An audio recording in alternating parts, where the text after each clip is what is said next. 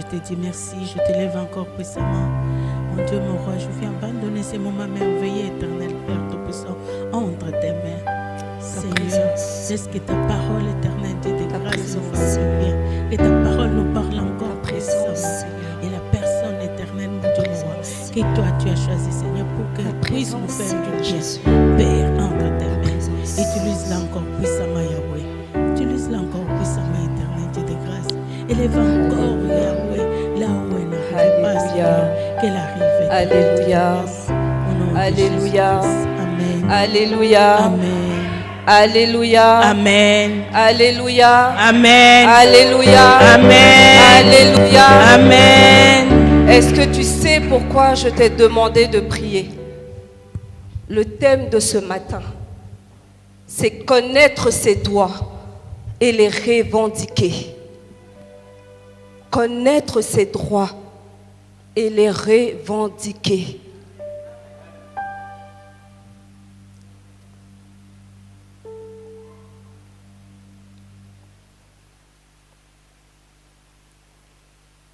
Nous allons prendre la parole dans le livre de 2 Rois 4, à partir du verset 1. Normalement, c'est jusqu'au verset 7, mais on va le lire en différentes étapes.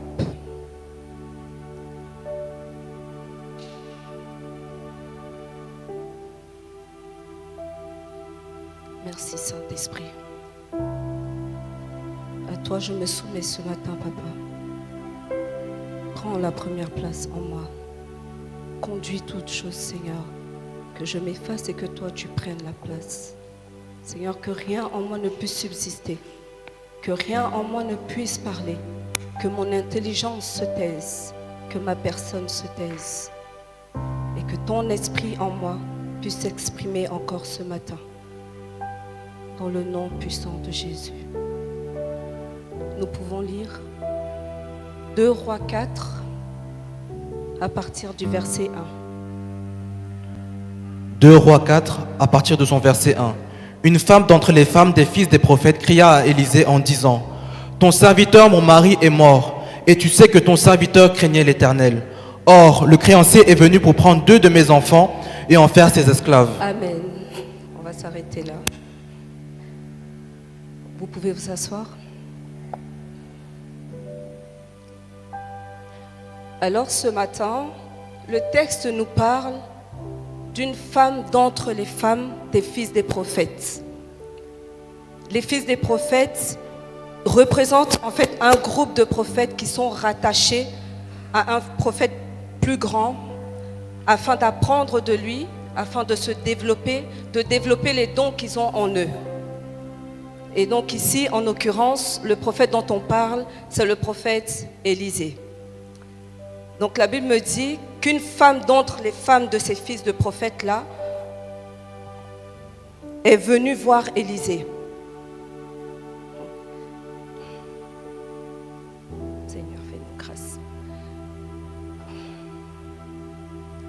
En fait, à cette époque, être marié, c'était avoir une garantie. Avoir une protection, avoir une personne qui pouvait parler pour nous, se battre pour nous. Je vais l'expliquer comme ça. Et il s'avère que le mari de cette femme meurt. Donc le statut de cette femme a changé. Elle est partie de mariée, elle est devenue veuve. Ses enfants qui avaient un père sont désormais orphelins. Donc ils se retrouvent livrés à eux-mêmes, si je peux dire. Ils se retrouvent seuls, sans plus aucune protection.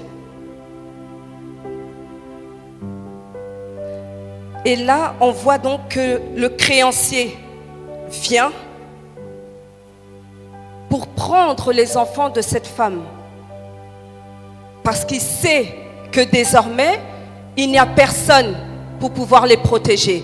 Parce qu'il sait que désormais, il n'y a personne qui peut venir réclamer quoi que ce soit venant de cette maison-là. Le créancier, c'est ton souci de santé. Le créancier, c'est la pauvreté qui est collée à tes pieds. Le créancier, ce sont les problèmes que tu traînes tous les jours. C'est ça le créancier, qui vient réclamer quotidiennement quelque chose, qui vient te réclamer quotidiennement quelque chose. C'est ça le créancier. Parce qu'il sait qu'il n'y a plus personne là pour défendre cette famille. Le créancier, c'est ton souci. Le créancier se donne un droit de parole, un droit de rachat. Il dit, ils me doivent, alors moi je vais prendre ce que je veux. Et cette chose m'appartient. Et là, ce sont les enfants de cette femme qu'il décide de prendre à cause d'une dette. À cause d'une dette. Tu vas prendre mes enfants à cause d'une dette.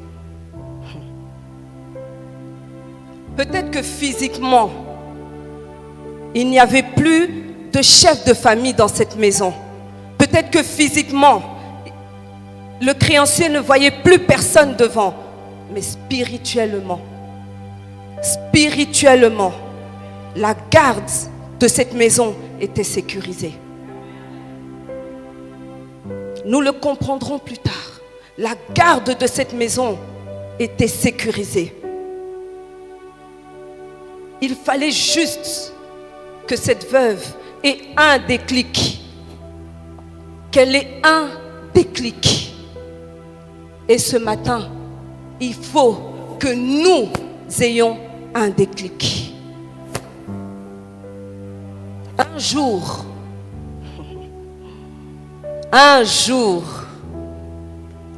comme celui-ci, cette femme, cette veuve, épuisée par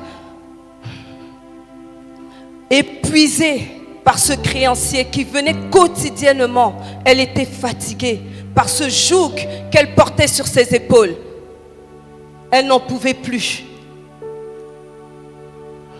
Elle n'en pouvait plus de cette situation. Alors, je dis bien un jour comme celui-ci, elle a eu le déclic. Elle s'est levée. Elle s'est levée. Elle s'est levée. Et elle a dit, je dois faire quelque chose de différent. Je dois me lever différemment. Je dois agir autrement. Je dis autrement pourquoi? Parce que j'imagine combien elle a dû se lever, combien elle a dû tramer pour trouver une solution pour libérer ses enfants. Je ne pense pas qu'elle soit restée assise en attendant que le créancier ne vienne récupérer ses enfants. Non, elle a sûrement cherché une solution, mais elle n'a eu aucune résolution. Elle n'a eu aucune solution. Et là, comme je dis, un jour comme celui-ci, elle s'est levée. Elle s'est levée pour son avenir. Je dis avenir parce que les enfants sont les avenirs d'une maison. Et si le créancier prend mes enfants, mais il boycotte mon avenir, sur qui je pourrai compter quand je serai plus âgée? Qui viendra me lever quand je serai trop faible s'il prend mes enfants? Elle a dit non. Elle a dit non. Aujourd'hui, ça suffit. Aujourd'hui, ça suffit. Et quand elle s'est levée, il y a une parole qui résonnait dans sa tête. Jérémie 31, verset 29, qui dit, en ces jours-là, on ne dira plus, les pères ont mangé les raisins verts et les dents des enfants en ont été agacées. On ne dira plus. Alors elle s'est levée et elle a dit, aujourd'hui, on ne dira plus que dans ma maison, à cause des dettes, mes enfants sont devenus esclaves. Elle a dit aujourd'hui, on ne dira plus dans mon entourage, à cause de la mort, alors les dettes sont rentrées dans ma famille. Elle a dit stop. Niet. On ne dira plus cela. Je n'entendrai plus mes voisins rire de moi à cause de cette situation-là. Aujourd'hui,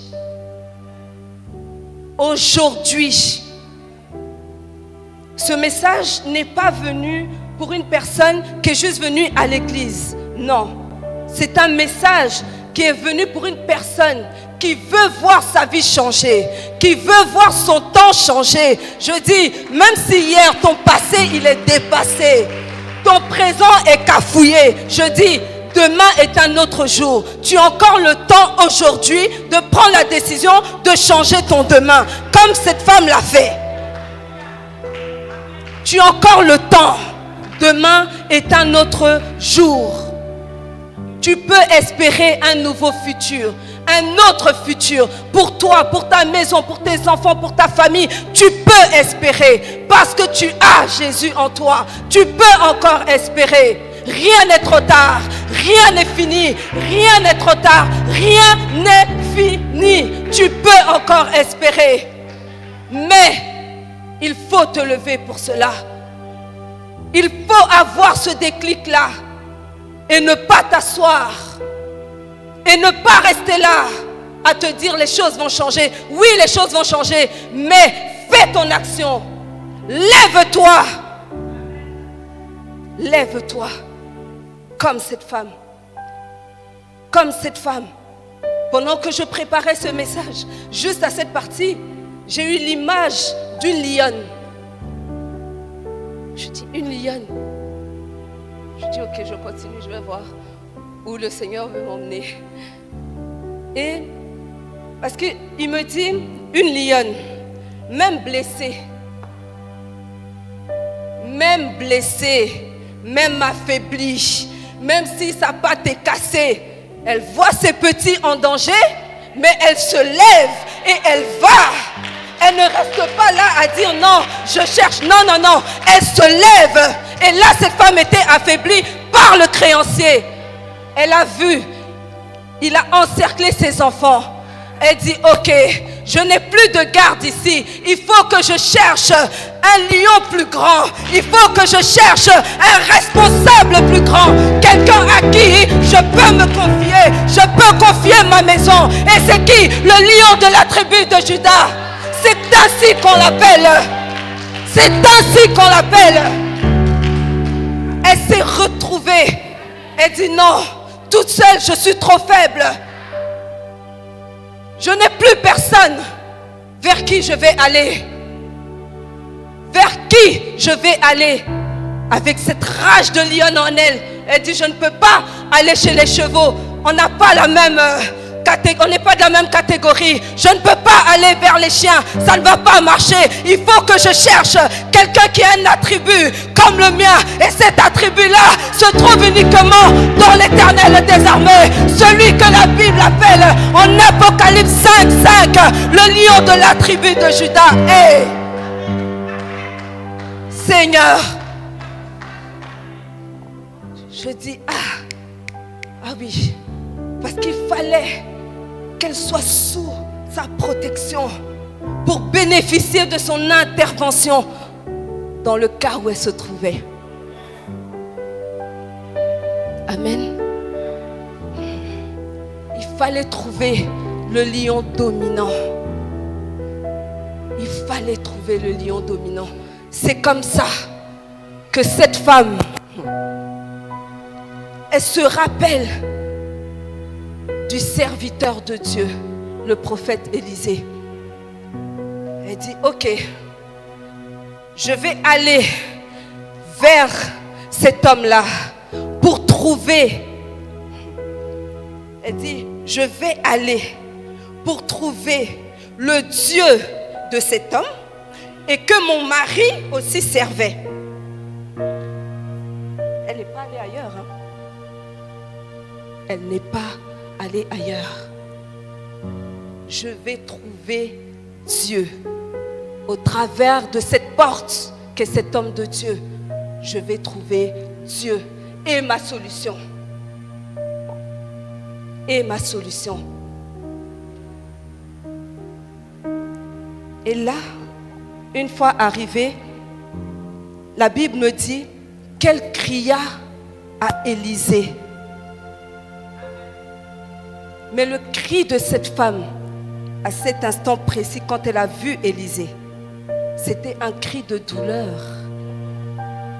C'était le cri, c'était l'amertume qu'elle avait dans l'âme, même pas dans le cœur, mais dans l'âme. Donc, ça a dépassé son cœur, c'est rentré dans son âme. Vous savez, au point où tu ne sais même plus expliquer à quelqu'un. C'était ça, son cri. L'impuissance qu'elle avait face à la situation de ne pouvoir rien faire. C'était ça son cri. C'était ça. Et quand elle arrive, elle dit à Élisée, elle rappelle à Élisée qui était son mari. Elle lui dit, ton serviteur, mon mari, est mort. Élisée, tu sais que mon mari, que ton serviteur craignait Dieu. Donc, elle met en avant le service de son mari avant de dire qu'il était son mari. Donc, elle reconnaît que son mari était d'abord serviteur avant d'être son mari. Elle met en avant ces deux choses. Donc, elle met devant le fait accompli Élisée en lui disant donc ton serviteur, mon mari, donc il était serviteur de Élisée, craignait l'Éternel, donc il craignait aussi Dieu. Ces deux choses-là, je suis sûre qu'elle les a répétées au moins 10 fois pour être sûre qu'il entende bien ce qu'elle est en train de dire. Parce qu'elle n'était pas d'accord. Pour la suite de la phrase, elle n'était pas d'accord. Elle n'était pas d'accord que son mari serve le Seigneur et que le créancier vienne chercher ses enfants. Elle n'était pas d'accord que son mari se lève tous les jours à 4 heures du matin, tous les jours à 3 heures du matin, tous les jours, parfois il ne dort même pas, mais il y a un or dans la phrase qui lui pose un problème. Alors elle répète encore à Élisée, je dis Élisée, ton serviteur est mort. Et tu sais que ton serviteur, elle appuyait bien sur le ton là, pour qu'ils comprennent bien, craignait l'Éternel. Alors je ne suis pas d'accord qu'il y ait un or dans ma phrase. Je ne suis pas d'accord. Et ce matin, tu ne dois pas être d'accord. Tu ne dois pas être d'accord avec un quelconque or dans ta phrase. Parce que le or ici, il apporte une contradiction. Comment il peut servir Dieu? Et ok, on peut avoir des créances, mais carrément, mes enfants vont devenir esclaves. Alors là, non. Élisée, non. Elle dit non. Et parce que je refuse cette phrase, et pourquoi je la refuse? Parce que la Bible me dit, en Job 41, verset 2, et c'est Dieu qui parle, et qui dit, de qui suis-je débiteur? Qu'ils le disent, et je vais payer. Parce que tout m'appartient sous le ciel. Donc, cet homme a travaillé. Donc, elle est venue réclamer le dû de son mari.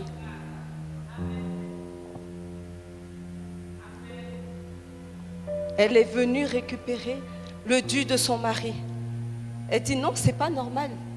C'est pas normal. Il n'aurait pas servi. Il n'aurait pas servi. C'est autre chose. Mais il a servi jusqu'à son dernier souffle. Il l'a servi Alors oui, je suis venue chez toi, Élisée, pour te rappeler certaines choses. Pour te rappeler que ton serviteur est mort. Et qu'aujourd'hui, nous sommes criblés de dettes. Mais, ça ne va pas être si facile. Sinon, ça aurait été trop simple, bien sûr.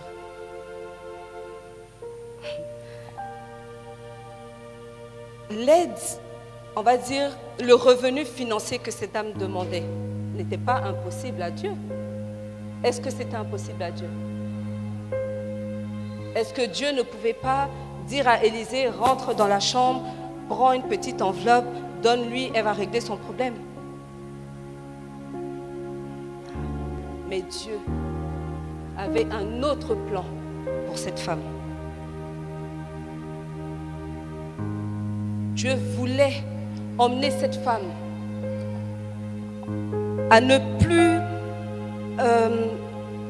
dépendre.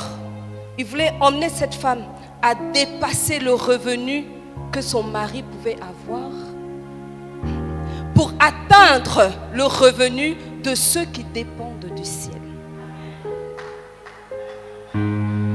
Pas une petite somme et puis ça s'arrête là. Non, c'est pas ça. Dieu a plus pour nous que le bien matériel. Il a plus pour nous que l'argent, les voitures. Il a plus pour nous. Ça, c'est le surplus. Il a plus pour nous. Et c'est à ce niveau-là qu'il voulait emmener cette femme. Il voulait qu'elle dépende de celui qui a des ressources inépuisables. Inépuisable. Il voulait qu'elle arrive à dépendre de ça. Alors Élisée dit à la femme, qu'est-ce que je peux faire pour toi? Qu'est-ce que je peux faire pour toi? Femme, homme, qu'est-ce que je peux faire pour toi? En bonne maman, elle s'est concentrée. Elle a dit, oh, c'est la question qu'il ne devait pas poser. Là, Élisée, merci. Elle a retroussé ses manches. Elle s'est concentrée, elle s'est dit, non, au plus, je vais lui faire pitié. Au plus, je vais vouloir lui montrer combien chez moi à la maison ça ne va pas. Au plus, Élisée va sortir l'enveloppe. Elle s'est concentrée, elle s'est dit non, je ne peux pas manquer cette occasion, sinon je repartirai d'ici sans rien. Élisée regarde le visage de la fille devant lui. Il dit, qu'as-tu chez toi à la maison? Parce qu'il savait qu'elle allait se limiter à juste répondre, voilà, non. Qu'as-tu chez toi à la maison? Il ne lui laisse même pas le temps de répondre à sa première question. Il dit, on va aller droit au but. Dis-moi, qu'as-tu chez toi à la maison? Élisée avait compris la manigance de cette veuve. Il s'est dit non, c'est bon. Et en posant en fait ces deux questions, il voulait emmener cette femme à revendiquer véritablement ce à quoi elle avait droit. Et savoir aussi si elle connaissait ses véritables droits. C'est pour ça qu'il lui posait la question, pas pour savoir, non, pour qu'elle vienne, non, pour qu'elle explique, non, c'était pas ça. Pour qu'elle dise, oui, je suis venue devant toi parce que ça.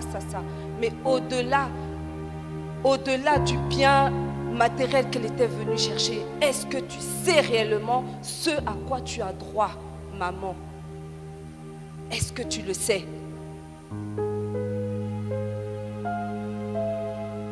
est-ce que tu le sais? Il voulait pousser cette femme à aller plus loin dans sa foi. Il voulait pousser cette femme à étendre ses limites, parce qu'elle-même a posé des limites à Dieu. Et il voulait qu'elle enlève les limites qu'elle avait posées pour Dieu, pour que lui puisse agir dans sa vie. C'était ça le but des 2 questions de Élisée. Et voilà notre sœur qui répond. Que dit-elle? Elle dit, ah, ta servante que voici n'a rien. Non. Elle dit, ta servante. Hey, papa Élisée, regarde-moi. Rien du tout, mais rien du tout. Qu'un peu d'huile. Qu'un peu d'huile. La réponse de cette femme montre en fait qu'elle a une connaissance limitée de ses droits. Donc la question qu'Élisée a posée était tout à fait légitime. Parce que je pense qu'il avait compris. Et bien sûr, elle a répondu, je n'ai rien du tout. Rien. Bon, j'ai quand même un peu d'huile, quoi. Juste ça. Juste ça. Mais elle était vraiment limitée. Parce que, en tant que veuve, ayant des orphelins, elle et ses enfants devenaient la pupille du Seigneur. Je n'ai pas dit la pupille de l'État, je dis la pupille du Seigneur. Donc c'est Dieu lui-même qui s'occupe d'eux. Ce n'est pas à un homme de le faire, ce n'est plus à un homme de le faire, mais maintenant c'est à Dieu de le faire. Ah oui, c'est beaucoup plus grand que ce que elle était venue chercher au départ. C'est le Seigneur lui-même qui s'occuperait d'eux. Et deuxièmement, je remarque qu'en répondant ainsi, je n'ai rien du tout, elle minimise en fait ce qu'elle avait déjà. Elle minorise cette chose en disant c'est un peu. Mais le peu là, c'est ce qu'il fallait à Dieu pour agir. Parce que Dieu agit à partir de quelque chose. Et nous aussi, nous avons cette attitude-là de minimiser le don, tout ce que nous avons, ce que Dieu nous donne. On le voit comme petit parce qu'on ne le voit pas grand selon nous. On a la même attitude que cette femme. Mais le rien que tu as là, Dieu, c'est de ça qu'il se sert pour faire de grandes choses dans ta vie. C'est de ça qu'il se sert. Dieu ne va pas nous envoyer dans un domaine qu'on ne maîtrise pas, qui est loin de ce qu'on a en nous. Non. Il va nous envoyer dans ce qu'on connaît, parce qu'à partir de là, il va agir. Amen. Alors je nous parle à tous. Ne minimisons plus ce que nous avons en nous. Tu as la foi, mets ta foi en avant. Ce que tu as, c'est ce que Dieu utilise. Qu'on puisse retenir cette phrase. Peu importe l'âge que tu as, peu importe qui tu es, ce que tu as, c'est ce que Dieu utilise pour faire quelque chose. Dans ton travail, Dieu peut t'utiliser. Dans tes études, Dieu peut t'utiliser. Alléluia. Et cette femme, elle possédait quelque chose de précieux, une puissance dans sa maison qui allait être l'amplificateur de son miracle, sans le savoir. C'était cette huile qu'elle a minimisée. C'était cette huile qu'elle a minimisée.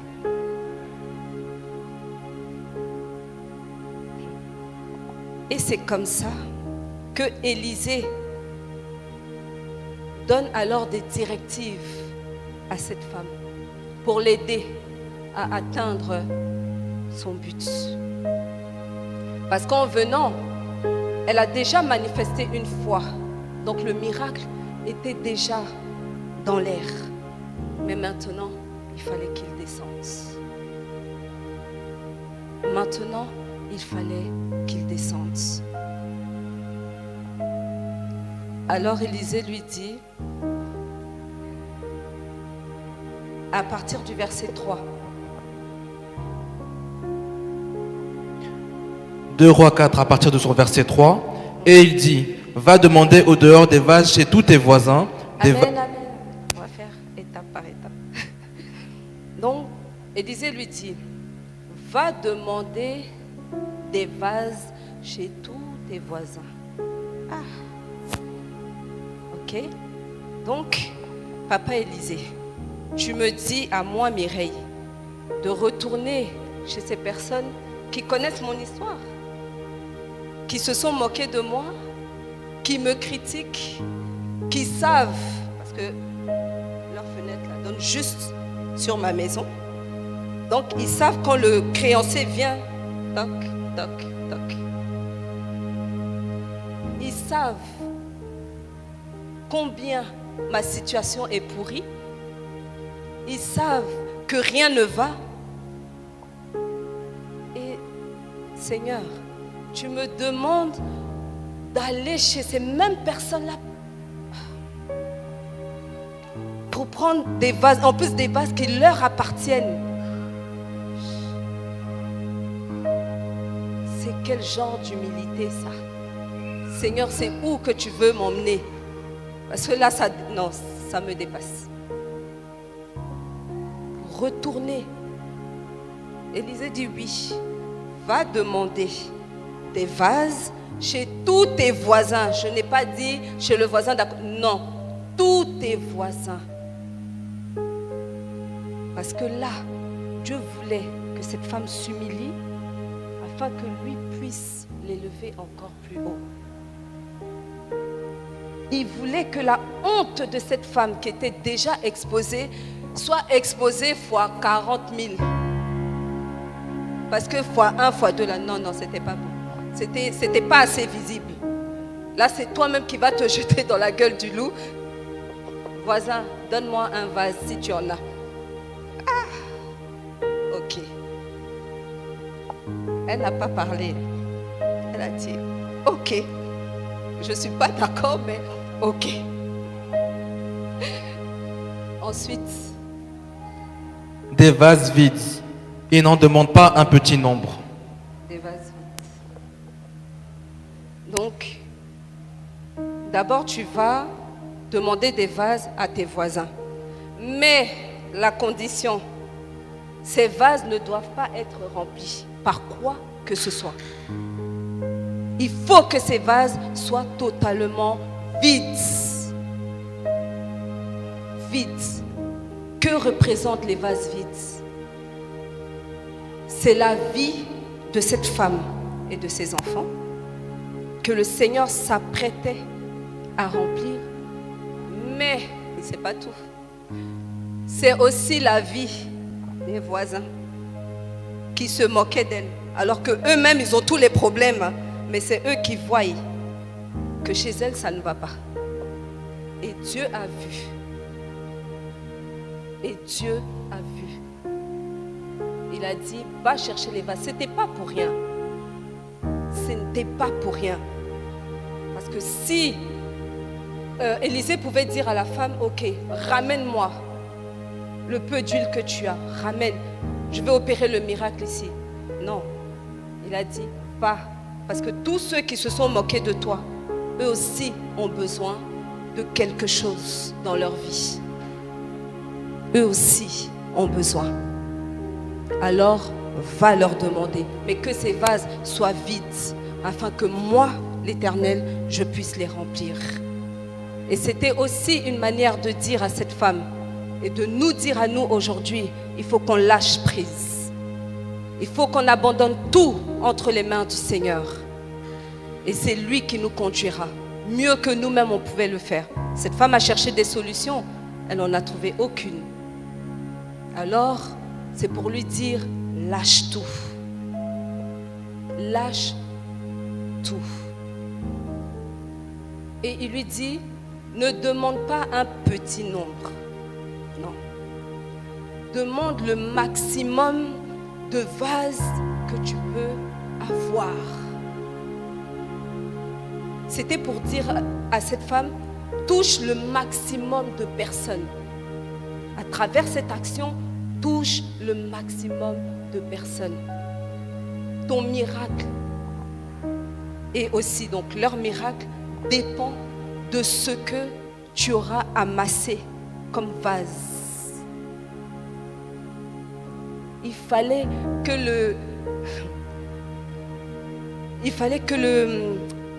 le miracle de cette femme soit hors norme en fait. Pour qu'on dise, ah, ça ne vient pas d'elle, ça vient de Dieu.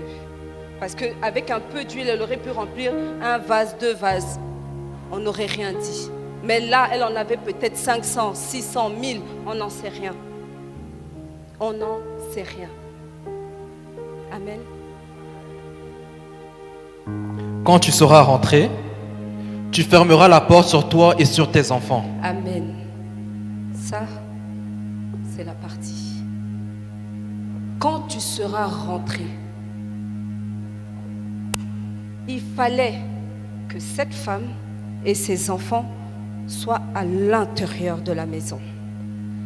Qu'ils soient dans l'intimité de Dieu. Le miracle ne pouvait pas se produire à l'extérieur, mais il fallait qu'il entre dans l'intimité avec Dieu.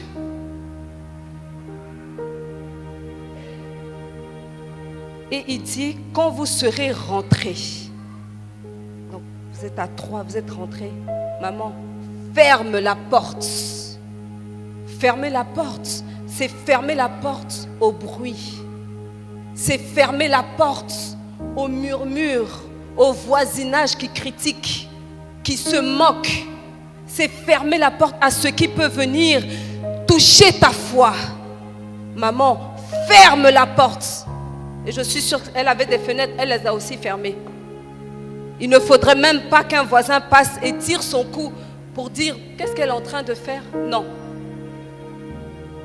Ferme toutes ces portes. Ne laisse rien fuiter, ne laisse rien rentrer. Derrière tes enfants et toi, tu fermes.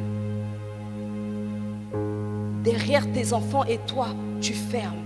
La maison était devenue le lieu du miracle pour cette famille. L'intérieur de la maison était devenu leur lieu de miracle. Mais ils habitaient déjà cette maison. Ils habitaient déjà cette maison.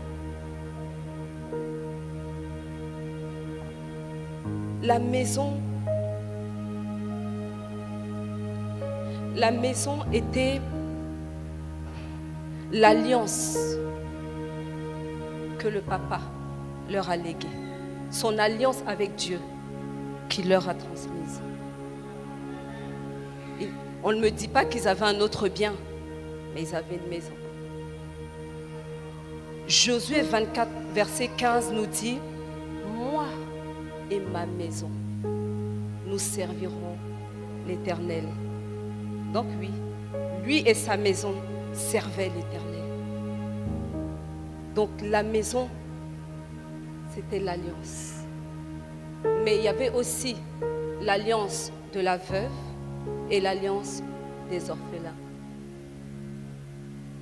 Donc, l'alliance, la maison, l'alliance veuve-orphelin, plus la foi.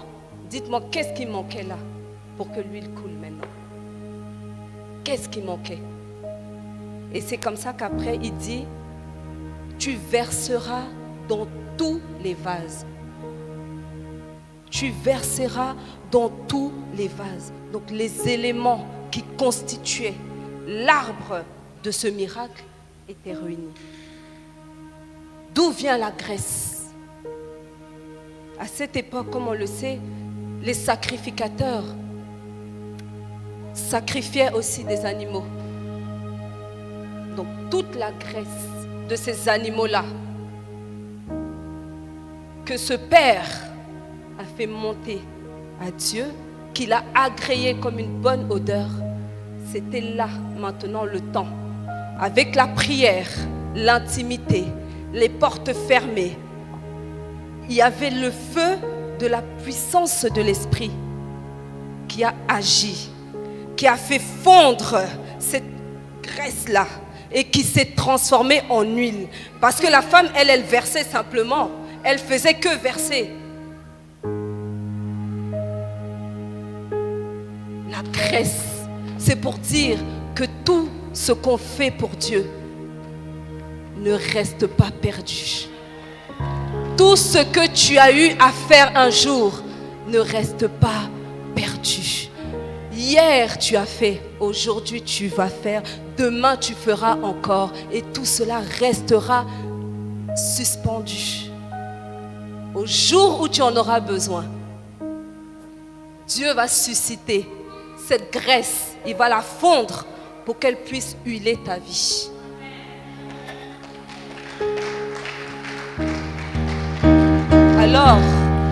Alors, n'hésitons pas à faire pour Dieu. N'hésitons pas à faire pour Dieu, parce que ce n'est pas perdu. Ce n'est pas perdu. Ensuite, il dit, tu mettras et tous ceux qui seront pleins. Donc, quand tu finis de remplir les vases, ceux qui sont pleins, mets-les à côté. C'était une façon en fait de dire et de nous dire à nous que Dieu nous garde, Dieu nous conserve. Quand il nous a remplis, il nous conserve pour un temps convenable. Pour un temps convenable. Cette huile aura pour but d'être vendue. Donc, au temps convenable, cette huile sera vendue. Mais entre-temps, Dieu la conserve. C'est comme ça que Dieu nous conserve tous. Pour un temps convenable. Amen. Amen. C'est comme ça que Dieu nous conserve tous pour un temps convenable. Pour pouvoir nous utiliser plus tard. Pour pouvoir nous utiliser. Alors la veuve,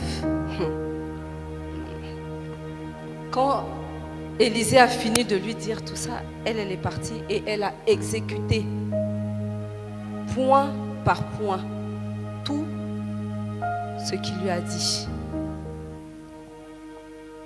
Mais une chose m'a interpellée. On dit que ce sont les enfants qui ramenaient les vases pour que la maman puisse les remplir. Mais les enfants n'étaient pas esclaves. Ils étaient esclaves. Et j'ai dit quoi? Que les vases, c'était aussi la vie des personnes qui ont donné le vase. Donc, lui l'esclave, c'est lui qui transporte le vase jusque devant la maman pour qu'elle puisse remplir. Donc, il devient auteur de la délivrance de quelqu'un d'autre. Mais alors, comment lui peut rester enchaîné? Si toi-même tu participes à la délivrance de quelqu'un, c'est pour dire que ce que tu as reçu, c'est pas juste pour toi. C'est pour partager. C'est pour donner.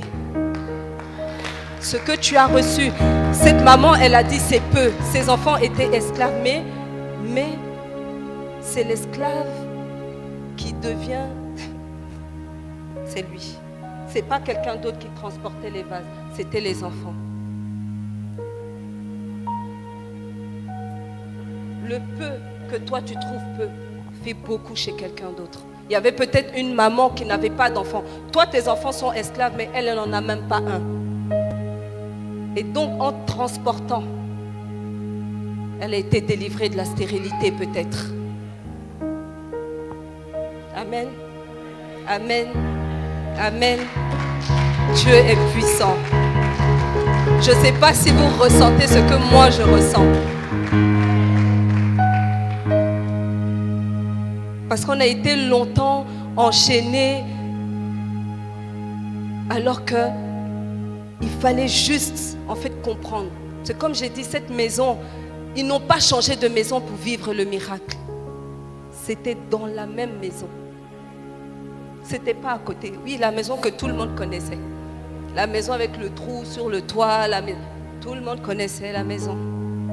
Mais c'est là-bas où il fait froid. Mais c'est là-bas.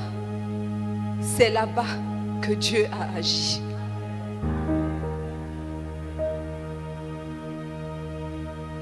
Donc la femme dans son mouvement, elle remplit, elle remplit, elle remplit. Et elle voit que les vases n'arrivent plus. Elle dit, mais fils, apporte-moi encore un vase. Apporte-moi encore un vase. Il dit, mais maman, il n'y a plus de vase. Et la Bible me dit que là, l'huile s'est arrêtée. Là, quand tous les vases ont été remplis, tous les vases, sans exception, ont été remplis, c'est là où l'huile s'est arrêtée. C'est pour dire à quelqu'un ce matin que Dieu travaille en nous tant qu'il y a un besoin à combler, que ce soit dans ta famille, dans ton entourage, à ton travail, à l'école, mais partout. Dieu travaillera en toi tant qu'il y aura quelque chose à faire. En fait, là où tu te trouves et qu'il y a quelque chose à faire, Dieu travaillera à travers toi. Et quand ces choses seront finies, alors il suspendra cette huile pour une autre fois. Amen.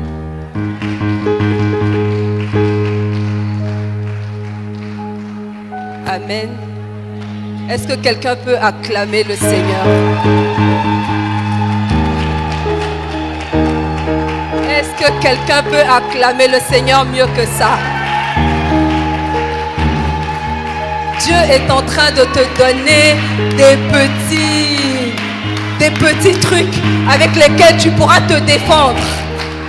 Alors est-ce que tu peux l'acclamer encore mieux que ça?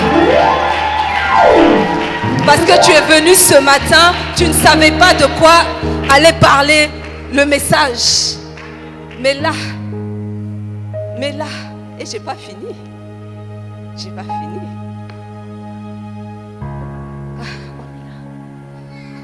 Non. La femme a vécu le miracle. Et elle fait quoi? Elle revient en arrière. Elle revient chez Élisée. Pourtant, il ne lui a pas demandé de venir. Il ne lui a pas dit, va, fais ce que je te dis et reviens me rendre compte. Non, mais elle est revenue sur ses pas. C'est pour nous dire l'importance du témoignage. Son miracle avait eu lieu, mais maintenant, Élisée va sceller ce miracle-là. En lui disant quoi? Tous les vases qui étaient remplis, que tu as mis de côté, tu vas faire quoi? Tu vas aller les vendre. Et quand tu vas les vendre, tu vas payer ta dette. Maman, tu as compris? Tu vas payer ta dette. Maintenant, je t'avais demandé de prendre beaucoup de vases. Ce qui va rester, c'est pour ta famille et toi. Le miracle était scellé. Scellé. Scellé.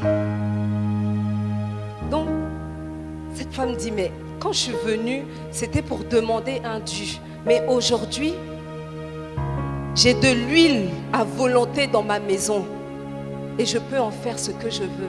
Donc elle est passée des dettes à la richesse. Ses enfants qui étaient esclaves sont maintenant affranchis. Mais qui peut faire ça si ce n'est pas Dieu? Qui peut faire ça si ce n'est pas lui? Sa vie a changé, mais parce qu'elle a eu ce déclic de se lever et de dire trop, c'est trop. J'en ai assez. Je dis, je suis fatiguée. Aujourd'hui, c'est aujourd'hui. Je prends la décision d'aller. Elle est partie. Voilà ce qu'elle a récolté. Voilà ce qu'elle a récolté. La solution de Dieu pour la vie de cette femme n'était pas pour une courte durée, n'était pas pour un temps. Sinon, il aurait pu dire, comme j'ai dit, à Élisée, gère-moi ce problème-là vite fait. Mais il ne voulait pas que cette femme revive encore ce qu'elle avait vécu. Donc, il fallait changer radicalement sa vie. Mais aussi, elle a écouté et exécuté à la lettre toutes les instructions qu'elle a reçues. Amen. Toutes les instructions qu'elle a reçues.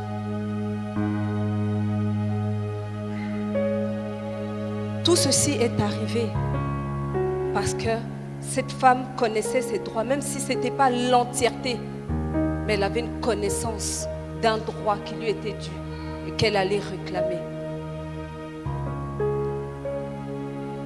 Alors, nous, aujourd'hui, en tant qu'enfants de Dieu, nos droits se trouvent où? Dans notre Bible. Alors, lisons-la pour pouvoir un jour, comme cette femme, revendiquer ce qui nous est dû sur base de la parole.